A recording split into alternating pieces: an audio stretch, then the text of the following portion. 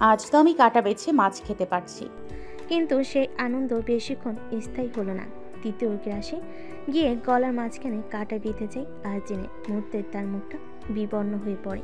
শুকনো কাশির দমকে তার কাঁধ নাচে, চোখ দিয়ে অঝরে জল গড়িয়ে পড়ে। ঢোক গেলার চেষ্টা করেও ব্যর্থ হয়। প্রথমে সবার বুঝতে সময় লাগে, তারপর ধীরে ধীরে সবার দৃষ্টি চলে আসে তার দিকে।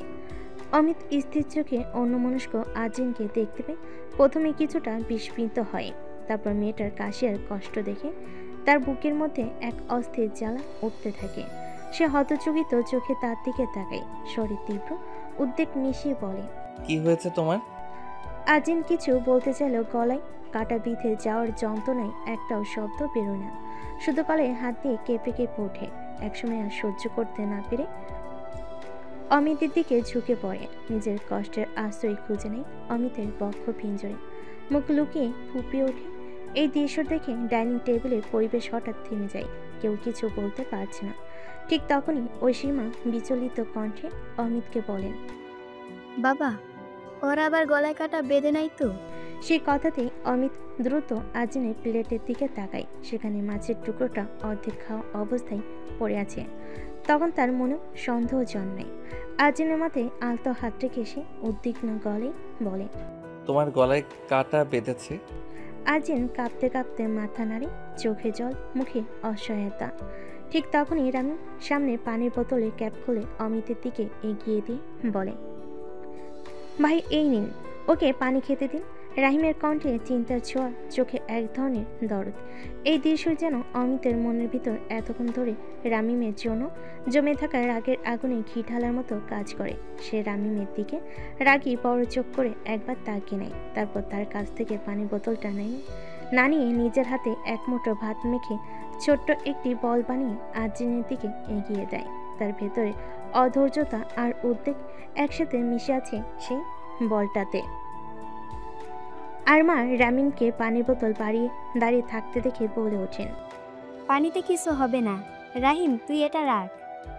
অমিত যে ভাত মেখে বল বানিয়েছে, ওটা খেলেই কাটা নেমে যাবে। এদিকে আজিন ততক্ষণে মুখ তুলে তাকায় অমিতের দিকে। অমিত ধীরে আজিনের মুখের সামনে বলটা ধরে বলে, এটাকে মুখে নিয়ে হালকা চিবিয়ে গেল। গলায় যদি কাটা যদি বেঁধে থাকে তাহলে নেমে যাবে। আজিন তখন খুব ধীরে বলটা মুখে নেয়। সবার মুখে চিন্তার ছায়া। আর আজিন ধীরে ধীরে বলটা নিঃশ্বাস চিবিয়ে খায়।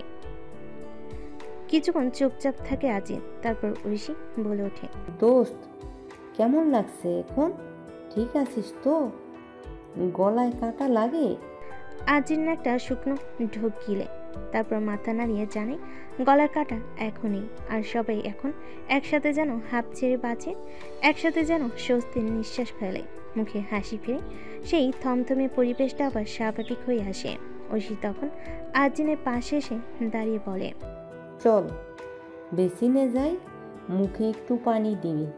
আজিন তখন দৃঢ় পায়ে উঠে দাঁড়ায়। ঐশীর হাত ধরে দুজনে মিলে বেসিনের দিকে চলে যায়।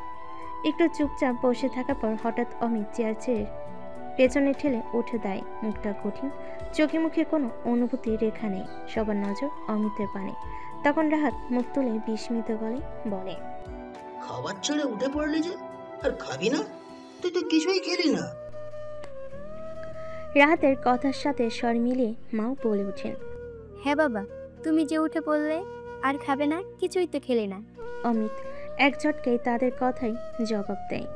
না, আর খাওয়া সম্ভব না। পেট একদম পূর্ণ। আর এমনিতেও আমার শার্টটা বদলাতে হবে। তোমরা খেয়ে নাও প্লিজ। বলে সে কারো কোনো প্রতিক্রিয়ার অপেক্ষা না করে মাথা নিচু করে ধীর পায়ে বেসিনের দিকে পা বাড়ায়। বেসিনের সামনে তখন ঐশী আর আজিন। আজিন মুখচন্দ্র জলে ভিজিয়ে ঠান্ডা হওয়ার চেষ্টা করছে। চোখে মুখে এখন একটু ক্লান্তির ছাপ। ঐশী তখন অমিতকে বেসিনের পানে আসতে দেখে আজিনকে নিচু গলায় বলে ওঠে, দোস্ত, তোর লাট সাহেব আসছে, আমি পালালাম। আজিন চোখ তুলে বলতে যাবে, আমি ছেড়ে যাস না, কিন্তু তার আগেই ঐশী ব্যস্ত পায়ে এগিয়ে যায় খাবার টেবিলের দিকে। আর আজিন চোখ তুলে তাকাতে দেখে অমিত তার সামনে দাঁড়িয়ে আছে। চোখে যেন আগুনের হলকা, ঠোঁটে তার ছিলে রেখা। তার এমন দৃষ্টি দেখে আর্জিনের গলা শুকিয়ে আসে, বুকের ভেতর ধুকপুক করতে থাকে। এরপর কোনো ভূমিকা ছাড়াই অমিত গম্ভীর তীক্ষ্ণ স্বরে তাকে বলে বসে, জানো কাঁটা বেছে মাছ খেতে পারো না? তাহলে খাওয়ার কি দরকারটা ছিল? তোমার কি প্রবলেম বাঁধানো ছাড়া আর কোনো কাজ নেই? আজিন চুপচাপ মাথা নিচু করে ঠোঁট কাঁপে, গলার স্বর মিলান হয়ে আসে। সে কেবল ফিসফিসি বলে, আপনি তো খেতে দিলেন। অমিত যেন আরো ক্ষিপ্ত হয় এই জবাবে, চোখ বড় করে বলে ওঠে, আমি দিলাম বলে তোমায় খেতে হবে? নিজের সীমা জানো না? তুমি জানো তোমাকে ওই অবস্থায় দেখে আমার কতটা... কথার মাঝপথে থেমে যায় সে, গলার স্বর ঘোলা, মুখে জোর নেই। আজিন তখন ধীরে চোখ তুলে চোখ রাখে চোখে। আজিনের চোখে কৌতূহল মিশে থাকে, সেই সাথে একটা মৃদু সাহস। সে জিজ্ঞেস করে, আপনার কতটা? থামলেন কেন? অমিত কিছু বলে না, শুধু তাকিয়ে থাকে আজিনের চোখে, যেন তার ভেতরে যত উচ্চারিত অনুভব জমে আছে তা কেবল চোখ দিয়ে প্রকাশ পাচ্ছে। একটু সময় পর সে মুখ ফিরিয়ে নেয়। আজিন আবার বলে, বলুন না আপনার কতটা কি? অমিত এবার আড়ষ্ট কণ্ঠে বলে ওঠে, সরো সামনে থেকে, আমি হাত ধোবো। আজিন একটু সরে দাঁড়ায়। তার চোখ তখন অমিতের বক্ষ পিঞ্জরে, যেখানে লেগে আছে কাজল, জলার লালচে লিপস্টিকের অস্পষ্ট ছাপ, তার নিজের অসাবধানী ছোঁয়া, যার চিহ্ন এখনও অমিতের শার্টের বক্ষ পিঞ্জরে দাগ হয়ে রয়েছে। তারপর আজিন এক পা এগিয়ে এসে হাত বাড়িয়ে বলে, ও মা, আমি তো আপনার... তবে কথা শেষ হওয়ার আগেই অমিত তার হাত উপেক্ষা করে কণ্ঠ কঠিন করে বলে, আমারটা আমি নিজেই দেখে নেব, তুমি যাও এখান থেকে। তারপর সে মাথা নিচু করে ধীরে ধীরে হাত ধুতে থাকে, যেন কিছুই হয়নি, যেন তার সামনে এক অস্পষ্ট বাতাস ছাড়া আর কিচ্ছু নেই। আজিন দাঁড়িয়ে থাকে নিশ্চল, চোখের সামনে শুধু অমিতের রাগান্বিত মুখ। একটিবারও অমিত তাকিয়ে দেখে না তাকে, তার চোখে মুখে আচরণে কোথাও কোনো কোমলতা নেই। তবু আজিন সেখানে দাঁড়িয়ে থাকে। সে খুঁজে ফেরে অন্তত এক ফোঁটা যত্ন, একটুখানি ভালোবাসা, অথবা এক ফালি চিন্তা, কিন্তু কোথাও কিচ্ছু নেই, শুধু একটা নিঃশব্দ বেদনা। অমিত নিজের কাজ করে চলে যায়, আর পেছনে রেখে যাওয়া নীরবতা। আজিন তখনও নিশ্চল দাঁড়িয়ে থেকে অমিতের চলে যাওয়া দেখে। বিকেলটা অসম্ভব সুন্দর, না রোদেলা না মেঘলা, বরং দুটোর মিশ্রণে গোধূলি বেলা। হেলান দিয়ে বিছানায় শুয়ে শুয়ে খোশ গল্প করছে আজিন আর ঐশী। তাদের পাশে দেওয়ালের সাথে হেলান দিয়ে বসে মোবাইলে রিলস দেখছে রাহি। দরজার পর্দা সরিয়ে রুমের ভিতরে আসে মিলি, হাসিমাখা মুখে ঐশী আর আজিনকে উদ্দেশ্য করে বলে, কি করো তোমরা দুজন? কি আর করব, দু বান্ধবী একসাথে হলে যা করে আর কি। যে কথা ভাবনায়ও আসে না সেই কথা এখন মুখ দিয়ে বের হচ্ছে। ঐশী প্রতিবাক্যে বলে। মিলি বিছানায় বসতে বসতে বলে, তোমরা দেখছো আজকের বিকেলটা কি অসম্ভব সুন্দর? ঐশীকে উদ্দেশ্য করে মিলি আরও বলে, অনেক দিন হয়েছে আমরা শাড়ি পরি না। আজকে যদি আমরা শাড়ি পরে ছাদে গিয়ে ছবি তুলি তাহলে কেমন হয়? আজরিনও তো আছে। শাড়ি পরার কথাটা শুনে ঐশী হম্বিতম্বি করে বসে পড়ে। প্রবল চিত্ত চাঞ্চল্যকর চেহারা নিয়ে আজিনের পানে তাকায়, বলে, শাড়ি পরবি আজরি? ভাবির আইডিয়াটা কিন্তু খারাপ না। আজিনও ধীরে স্থিরে উঠে বসে, সরল স্বরে বলে, আমিও। তো তুই আসিস বলেই তো পড়তে চাচ্ছি, পড়বি? আমি, তুই, মিলি, ভাবি আর রাহি, আমরা চারজনে পড়ব, চল না? বায়নাস্বরে শেষের কথাগুলো বলে ঐশী। আজিন সংশয় চেহারা নিয়ে তাকায় ঐশী আর মিলির পানে, মলিন স্বরে বলে, কিন্তু আমি তো শাড়ি পরতে পারি না। তুই পারিস না তো কি হয়েছে? ভাবি খুব ভালো শাড়ি পরাতে পারে। আমি আর তোর কোনো কথা শুনতে চাই না, আমরা শাড়ি পরবো, চল। ঐশী আজিনকে বেপরোয়া কথাগুলো বলতে থাকে, আরও বলে, তুই শাড়ি পরা কি পরবি? কিভাবে পরবি? এসব নিয়ে আর কোনো কথা বলবি না, সব আমি দেখে নিব। মিলির পানে তাকায় ঐশী। ভাবি চলো আমরা শাড়ি পরবো। আজিন কিছু বলাকেই ঐশী আজিনের হাত ধরে তাকে বিছানা থেকে নামিয়ে নেয়। রাহির পানে তাকিয়ে তাকেও মোবাইল রেখে উঠতে বলে। মুহূর্তের মধ্যেই তারা প্ল্যান করে নেয় শাড়ি পরার। তা নিয়ে এখন তাদের মধ্যে আস্ফালন শুরু হয়ে যায়। সেজেগুজে ঐশীর রুম থেকে বেরিয়ে আসে সবাই। আজিন, ঐশী, রাহি ছাদে চলে যায়। রাহাত, রামিম, রনি আর অমিত রামিমের রুমে নিজের মতো কথা বলছে, মোবাইল স্ক্রল করছে। শাড়ি পরা মিলি গিয়ে দরজার সামনে দাঁড়ায়। সবার এখন চোখের কেন্দ্রবিন্দু মিলি। রাহাতের নিজের বউকে দেখে চেহারায় চাঞ্চল্যকর সাথে হাস্যোজ্জ্বল। বিছানা থেকে নেমে বইয়ের পানে হেঁটে আসে রাহাত। কাছে এসে বাকিদের সামনে জড়িয়ে ধরে কপালে চুমু এঁকে দেয়। মিলির নিচ থেকে উপর পর্যন্ত একবার চোখ বুলিয়ে নেয়, বলে। রাহাতের কাণ্ড দেখে রনি নিচু গলায় অমিতকে বলে, দেখো ভাই, রাহাতের কাছে কিছু শেখো। বউয়ের কিভাবে প্রশংসা করতে হয়। তুমি তো শুধু সারাক্ষণ আজরিনের সাথে সাপে নেউরের মতো ঝগড়া করো। তাদের কাছ থেকে শিখো। বেশি ফটর ফটর করিস না তো, তোর শেখার প্রয়োজন হলে তুই শিখে রাখ না। আমায় কেন বলছিস? বউকে ভালোবাসতে হলে অন্যের কাছ থেকে কেন শিখতে হবে? বউকে ভালোবাসতে হবে মন থেকে, নিজের মতো করে। বাহ, তোমার চেহারা গোমর রাক্ষসের মতো হলে কি হবে? বউয়ের ভালোবাসা নিয়ে তো তোমার ধারণা অনেক। অমিত ক্রুদ্ধ চেহারা নিয়ে রনির পানে নির্বাক তাকিয়ে থাকে। মনে হচ্ছে এই বুঝি রনির গালে কয়েকটা থাপ্পড় বসিয়ে দিবে। অমিতের এভাবে তাকানোর কারণ রনি বুঝতে পারে। নিজের মুখটা হাস্যোজ্জ্বল করে অমিতকে বলে, তুমি তো আমার সম্মানিত বড় ভাই। গোমরা মুখে রাক্ষস বলছি তোমার বউয়ের হয়ে। এভাবে তাকিও না, গলা শুকিয়ে যাচ্ছে তো। মিলি রাহাতের কথার প্রতিবাক্যে বলে, শুধু আমি না, বাকিরাও পড়েছে। মিলির কথা বলা শেষ করতে এতক্ষণ যাবৎ মোবাইলের মধ্যে ডুবে থাকা রামি মোবাইল রেখে বিস্ময়কর স্বরে বলে, বাকিরাও পড়ছে। রামিমের কথা শুনে মনে হচ্ছে সে ঘুম থেকে উঠল। তার অকমর সাথ এভাবে কথা বলে সবাই হতবাক হয়ে তার পানে তাকিয়ে আছে। রনি নিচু গলে বলে ওঠে, এই শালার আবার কি হলো? এমন ভাব করছে মনে হচ্ছে ওর বউ শাড়ি পরেছে। ভাই, ওর মতিগতি আমার ভালো ঠেকছে না। তুমি একটা জিনিস খেয়াল করেছো? দুপুরে আমরা যখন খাবার খাচ্ছিলাম না, আমার ওর দিকে যতবার নজর পড়েছিল ততবারই দেখি ওই তোমার বউয়ের পানে ফেল ফেল করে তাকিয়ে আছে। অমিত নির্বাক। রাহাত, মিলি রামিমের কথা শুনে যাচ্ছে। রনি তখন বলে ওঠে, ভাই শুনছো আমি কি বলছি? কিছু বলছো না যে? অমিত নিচু গলায় ভারী স্বরে বলে, কি বলবো আমি? তুমি দেখেছো আমি খেতে বসেছি, কে কার দিকে তাকিয়ে আছে, কে খাচ্ছে কে খাচ্ছে না, এসব দেখতে বসি নাই। আর তাকিয়ে থাকলেও আমার কি? তোমার বউয়ের পানে তাকিয়েছিল, তাও আবার আমার ওর তাকানো ঠিক মনে হয়নি। তুমি বলো আমার কি? আর আমার মনে হয় কি, ওই এখন আজরিন শাড়ি পরেছে কিনা তা জানার জন্যই মিলিকে এমন প্রশ্ন করেছে। তুই বেশি কথা বলিস, ঠিক তোর পাতানো বোনের মতো।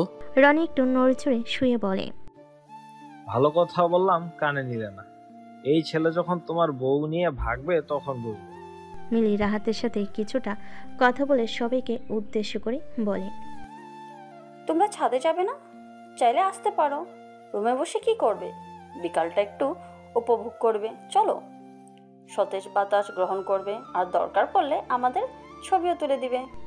মিলির কথায় রনি রামিম যাওয়ার জন্য বিছানা থেকে নেমে বলল। অমিত পিছুটা নিয়ে বসে আছে। সবাই তাকে অনেক বলার পরও সে যেতে নারাজ, তাই বাকিরা তাকে রেখে ছাদে যেতে বাধ্য হয়।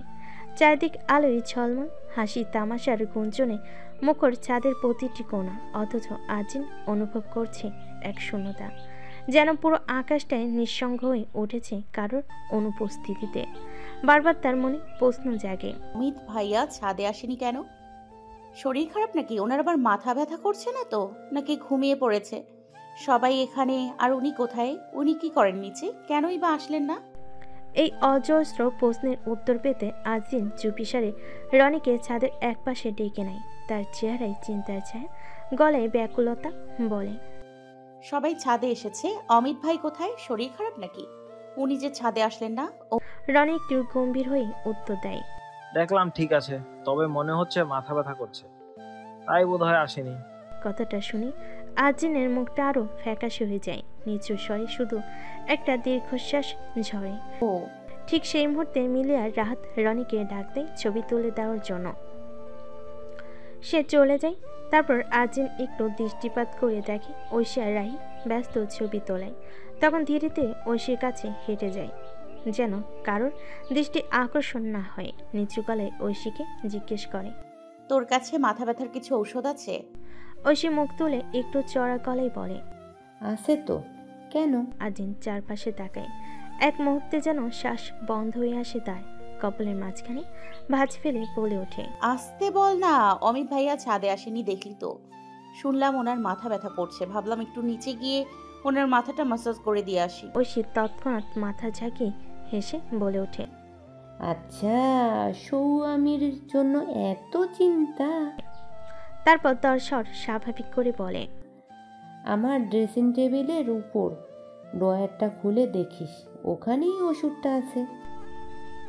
ঐশীর কথায় আজিন উদ্বেগে মাথা নাড়ে। তারপর নিচে নামার জন্য কয়েকবার বাড়ি থেমে যায়। পিছন ঘুরে বাড়িয়ে আবার ঐশীকে কাছে ডাকে। ঐশী আসলে বলে, শোন, আমি তো নিচে যাচ্ছি অমিত ভাইয়ার মাথা ম্যাসাজ করতে। ধর যদি আমি ফিরে আসার আগেই তোরা নিচে নেমে আসিস, তাহলে তুই আমার মোবাইলে একটা কল দিস, তাহলে আমি ঠিকঠাক রুম থেকে বের হতে পারবো। জানিসই তো কেন বলছি কথাটা।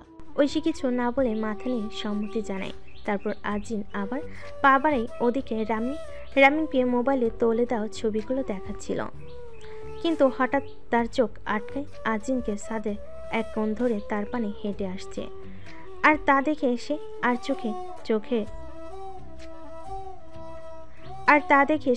চোখে তাকিয়ে থাকে আজিনের পানে। শাড়িতে সব মেয়েদের এমনিতে সুন্দর লাগে, কিন্তু আজিনের পরনের শাড়িটা যেন কেবল তার জন্যই তৈরি। শাড়িটার রংটার উপর যেন শুধু তারই অধিকার, যা মুগ্ধ করে রামিমকে। আজিন যত তার কাছে এগিয়ে আসে, তার হৃদয়ের গতি তত বেপরোয়া হতে থাকে।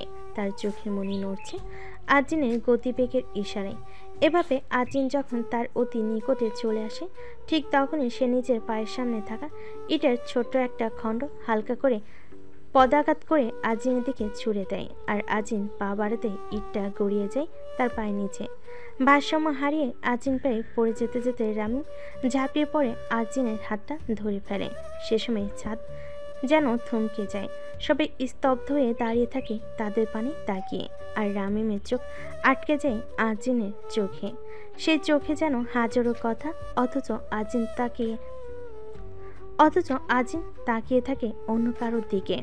সেই মানুষটির চোখে যে এখন দাঁড়িয়ে আছে তাদের সামনে, যার চোখ যেন চুপচাপ কিছু বলে উঠছে আর আজিনের মনে ঝড় তুলে দিচ্ছে। ওইদিকে ঐশী ছুটে এসে আজিনের দু কাঁধ ধরে দাঁড় করায়।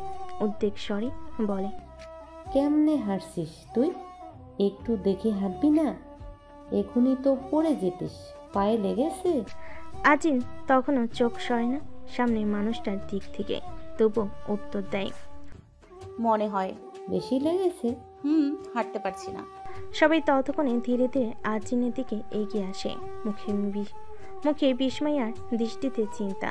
ঐশী ছাদের কোণার বসার জায়গার দিকে তাকিয়ে বলে, আমায় ধরে একটু চল, ওইখানে গিয়ে বসবি। আজিন ঐশীর কথায় হাঁটার চেষ্টা করলো, পা মেলাতে পারে না। ব্যথায় বসে পড়ে ছাদের মেঝেতে।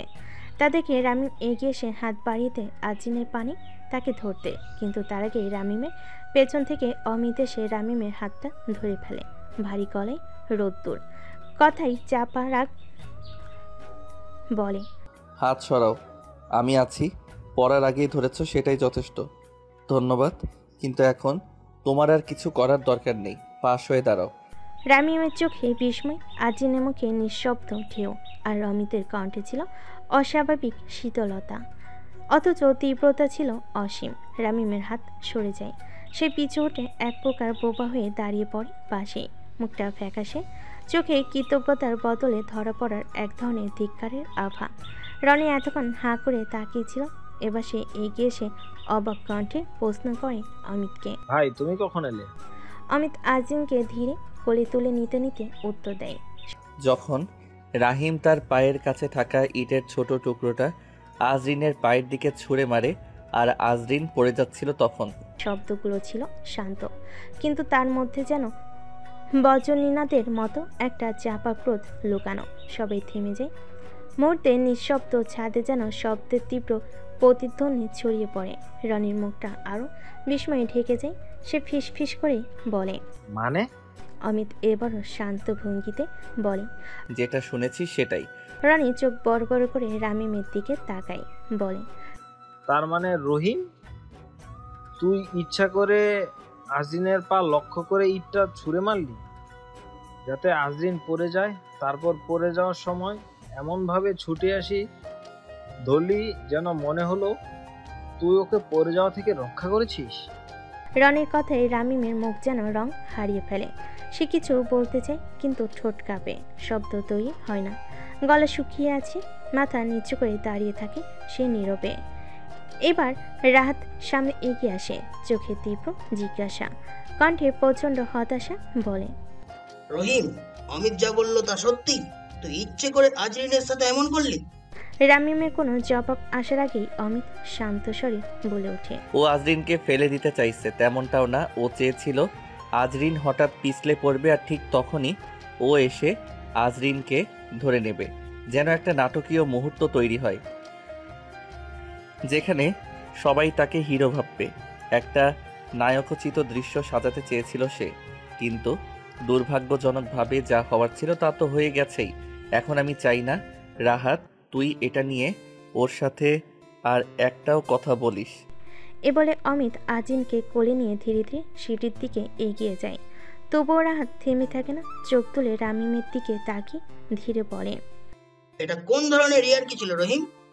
এখন তো আজরিন শুধু পায়ে ব্যথা পেয়েছে, যদি এর থেকেও বড় কিছু একটা দুর্ঘটনা ঘটে যেত তখন তুই কি করতি? রামিমের চোখে তখন অপরাধ বোধের ছায়া, মুখ নিচু, কণ্ঠ শীর্ণ, বলে, সরি ভাইয়া, আমি সত্যিই বুঝতে পারিনি। রাহাত কাপা গলায় গর্জে ওঠে, হ্যাঁ, তুই কি ছোট বাচ্চা নাকি যে বুঝতে পারিস না? এটা কোনো দুষ্টামি না, এটা অবিবেচনা। তুই জেনে শুনেই ভুল করেছিস। আজরিন তোর জন্য এখন অকারণে ব্যথা পেল না? রাহাতের ধমকে রামিমের মুখটা আরো সংকুচিত হয়ে আসে। সে কিছু বলতে চায় না। ঠিক তখনই মিলি ধীরে এগিয়ে আসে, গলার স্বর কোমল, চোখে শান্তির আবেদন, বলে, রাহাত, তুমি শান্ত হও। রাহিম বুঝতে পারিনি, মজা করতে চেয়েছিল মাত্র। এদিকে অমিত ধীরে ধীরে সিঁড়ি বেয়ে নিচে নামছে। তার চেহারা যেন এখনো আগুন ঢেকে রাখা বরফের স্তর। কোলে আজিম চুপচাপ নিরীহ এক যন্ত্রণা নিয়ে। হঠাৎ অমিতের কণ্ঠ শান্ত, কিন্তু নিচে লুকানো রাগ ঠিকই ফুটে ওঠে চোখে। আজিমকে বলে, রাহিম না হয় ইচ্ছা করেই ইটের টুকরোটা তোমার দিকে ছুঁড়ে মারছে, কিন্তু তোমার চোখ মন কই ছিল? দেখে হাঁটতে পারো না? আজিম মুখ তুলে তাকায় অমিতের চোখে, একগাল বিষণ্ণতা নিয়ে নিচু গলায় বলে। অমিত ভুরু কুচকে তাকায়, বলে, মানে? আজিম গভীর নিঃশ্বাস ফেলে হালকা করে হাসি, বলে, মানে রনি ভাইয়া বলল আপনার মাথা ব্যথা করছে, তার জন্য আপনি ছাদে আসেননি, তাই ভাবলাম নিচে এসে আপনার মাথায় একটু ম্যাসাজ করে দেই। সেই ভাবনাতেই নামছিলাম, আর তখনই আপনি সামনে এসে দাঁড়ালেন। আমি আপনার দিকেই তাকিয়েছিলাম, চোখ আর মন তো তখন সেখানেই। এরপর পা গিয়ে পড়ল সেই অভিশপ্ত ইটের ওপর, আর আমি পড়ে যেতাম যদি না রহিম ভাইয়া ধরতেন। অমিত একরাশ বিরক্তি নিয়ে বলে, তুমি কথা কম বলতে পারো না? ছোট্ট একটা প্রশ্ন করলাম, আর তুমি তো পুরো ইতিহাস ফেদে বসলে। আর ধরল তো কি শেষে? তোমার রাহিম ভাইরাস এমনভাবে ধরল, ব্যথা তো উপহার দিয়েই দিল। আজিন মুখে তখন এক চিলতে হাসি। অমিত নজর পড়ে সেই হাসির দিকে, বলে, কি হলো, হাসছো কেন? আজিন মৃদু চোখে তাকিয়ে বলে, রাহিম ভাইরাস। এই সময় ঐশীমা অমিতকে আজিনকে কোলে নিয়ে সিঁড়ি দিয়ে নামতে দেখে বিড়ম্বিত স্বরে বলে ওঠে, ও মা, আজরিনের আবার কি হলো? ততক্ষণে অমিত আজিনকে সোফায় বসাতে বসাতে নিচু স্বরে বিনয়ের সঙ্গে বলে, ওই ছাদে হাঁটার সময় পা হোঁচট খেয়ে পড়ে গেছে, একটু ব্যথাও পেয়েছে। ঐশীর মা উদ্বেগ নিয়ে এগিয়ে এসে আর শুধায়, আরে কিভাবে হাঁটে ওর? দেখে তো হাঁটবে, বেশি লেগেছে? না, পায়ে একটু লেগেছে। আপনার কাছে ব্যথার প্রলেপ আছে? আছে তো। এই বলে তিনি নিজের রুমের দিকে চলে যান। অমিত তখন আজিনের সামনে হাঁটু গেড়ে বসে, তার পায়ের দিকে হাত বাড়াতে এসে পা সরিয়ে নেয়, চোখে রাগের ছায়া। বলে, আপনি কি করছেন? পায়ে কেন হাত দিচ্ছেন? অমিত চোখ শুরু করে তাকায় আজিনের চোখে। বলে, চুপ করে থাকো, আমায় দেখতে দাও। আজিন মুখ নিচু করে থাকে, কিছু বলে না। আর অমিত এপাশ ওপাশ করে দেখে নেয়, আলতো করে আঙ্গুল বুলিয়ে দেখে ব্যথার জায়গা। তারপর ঠোঁটে অদৃশ্য হাসি রেখা এনে বলে, মেয়ে শাড়ি পরে কি দারুণ হাঁটছিলেন, পুরো নায়িকা লাগছিল। আর নায়ক কি করলো? হিরো সাজতে গিয়ে পড়ে যাওয়ার ব্যবস্থা করে দিল, আর নায়িকার পায়ে লাগলো। আজিন একটু বিস্ময়ে তাকায়, চোখে ধোঁয়াশা। বলে, কে নায়ক আর নায়িকা বা কে? অমিত হালকা স্বরে জবাব দেয়। অমিতের মুখের কথা শেষ হতেই ঐশীর মা হাতে প্রলেপের কৌটা নিয়ে ফিরে আসে। অমিত কিছু না বলে ওষুধটা ওনার কাছ থেকে নিয়ে আস্তে করে আজিনের পায়ে লাগিয়ে দেয়। আঙ্গুলের গতি কোমল কিন্তু সংবেদনশীল। সাথে আজিনকে বলে, ঐশী নিচে এলে ওর কাছ থেকে একটা ব্যথার ট্যাবলেট খেয়ে নিও। ঠিক সেই সময় ঐশী, মিলি, রনি, রাহাত, রাহি সবাই একে একে ছাদ থেকে নেমে আসে। মুখগুলো থমথমে, কিন্তু দৃষ্টিতে এক ধরনের ভাঙ্গা অনুভূতি ছায়া। রামিন সবার পেছনে নীরবে নেমে আসছে, মাথা নিচু করে। কেউ কিছু বলে না, শুধু অমিত চোখ তুলে চেয়ে দেখে একবার আজিন, একবার সে নীরব অপরাধী ছেলেটির দিকে। রাত তখন 10টা। রাতের খাবার খেয়ে বাড়ি ফেরার উদ্দেশ্যে ঐশীদের বাসা থেকে বের হয় আজিনরা। ঐশীদের বিদায় দিয়ে গাড়িতে উঠবে তারা। ড্রাইভিং সিটে অমিত, গাড়ি ড্রাইভ করবে সে। রাহি এসে তার পাশের সিটে বসে পড়ে। এই মেয়ে যেন সামনের সিটে না বসলে চলে না। দরজা খুলে পিছনের সিটে বসে আজিন। কই বসবে রনি? ভালোভাবে গাড়ির ভিতরটা দেখে নেয়, পিছনের সিটে বসা ছাড়া তার উপায় নেই। বসবে বলে দরজা খুলে সে লুকিং গ্লাসে আনে দিয়ে সেটা আর চোখে দেখে অমিত। বসতে যাবে রনি, তখনই অমিত ভারী স্বরে বলে ওঠে। দুজনের মুখ যেন বন্ধ থাকে। গাড়ি চলছে তো চলছে, কখন বা যানজটে থামছে। খানিকটা পথ যাওয়ার পর রাস্তার একপাশে গাড়ি দাঁড় করে অমিত।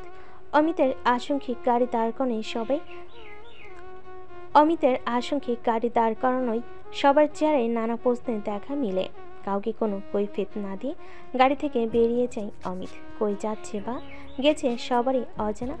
মিনিট 10 পর ফিরে আসে, হাতে তার একটা পাতলা কাগজের প্যাকেট। সেটা আজিনের পানে ছুঁড়ে মারে। আজিনের নির্বাক চেহারায় নানা প্রশ্ন। প্যাকেটটা নেই, এপাশ ওপাশ করে দেখে, নারী বুঝতে পারে ভিতরে ওষুধ। মলিন স্বরে অমিতকে শোধালো, কিসের ঔষধ এগুলা? গাড়ির বেল্ট লাগাচ্ছে অমিত। রনি বলে, হয়তোবা তুই যে বিকালে পায়ে ব্যথা পেয়েছিস সেটা দেখতে। বলে আজিনের হাত থেকে প্যাকেটটা নিয়ে নেয় রনি। রনির কথায় আজিন মনে এক অজানা প্রশান্তি খুঁজে পায়। অপলক দৃষ্টিতে লুকিং গ্লাস দিয়ে তাকিয়ে থাকে অমিতের পানে। ড্রাইভ করার একটা সময় অমিতের হঠাৎ লুকিং গ্লাসে নজর পড়ে। চোকাচুকি হতে আজিন ইতস্ততা নিয়ে নজর সরিয়ে নেয়। ঐশীদের বাড়ি থেকে আসার পর দিনগুলো বেশ তাড়াতাড়ি চলে যায়। এরই ভিতরে আজিনের চট্টগ্রাম বিশ্ববিদ্যালয়ের পরীক্ষার রেজাল্টও দিয়ে দেয়। সেখানে তার পজিশন আসে 62, যেটা ছিল আজিনের সম্পূর্ণ অপ্রত্যাশিত রেজাল্ট শোনার পর আশরাফ শিকদার বলেছে, আজরিন এখন কই ভর্তি হতে চায় সেটা ঠিক করার সম্পূর্ণ অধিকার তার। এই নিয়ে কেউ তাকে নিজের সিদ্ধান্ত চাপিয়ে দিবে না। ঢাকা বিশ্ববিদ্যালয়ের নাম্বার 1 হলেও চট্টগ্রাম বিশ্ববিদ্যালয়ে ভর্তি হলে আজরিনের জন্য অধিক সুবিধা হবে। বাকিটা আজরিনের উপর নির্ভর করে সে কই ভর্তি হতে চায়। গোটা একটা রাত নিজের মস্তিষ্কের সাথে আলাপ আলোচনা করে আজিন সিদ্ধান্ত নেয় সে চট্টগ্রাম বিশ্ববিদ্যালয়ে ভর্তি হবে। পরের দিন সকালে আজিন নাস্তা খাওয়ার সময় নিজের সিদ্ধান্ত জানালে আশরাফ শিকদার আজিনের সিদ্ধান্তকে সম্বোধন করে। কিন্তু এতে অমিত দ্বিমত পোষণ করে। যেখানে স্টুডেন্টরা হাড্ডাহাড্ডি লড়াই করেও ঢাকা বিশ্ববিদ্যালয়ের মতো একটা প্রতিষ্ঠানে পড়ার সুযোগ পায় না, সেখানে আর্জিন কিনা এত ভালো একটা পজিশনেও ঢাকা বিশ্ববিদ্যালয়ের মতো একটা প্রতিষ্ঠান পড়ার সুযোগ হাতছাড়া করবে, বিষয়টাতে অমিত সম্পূর্ণ নার্স।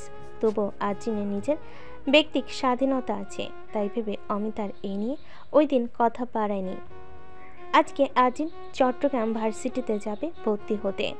সকাল থেকে আনন্দে আর্জিনের চিত্ত দোল খাচ্ছে। অমিতের বিশ্ববিদ্যালয়ে ভর্তি হবে সে, যেখানে অমিত থাকবে তার লেকচারার। ভাবতে তার আত্মা কেঁপে উঠছে, নিজের ভাগ্য নিয়ে আজ তার অহংকার হচ্ছে। তার চিত্র আজ চিৎকার করে বলতে চাচ্ছে,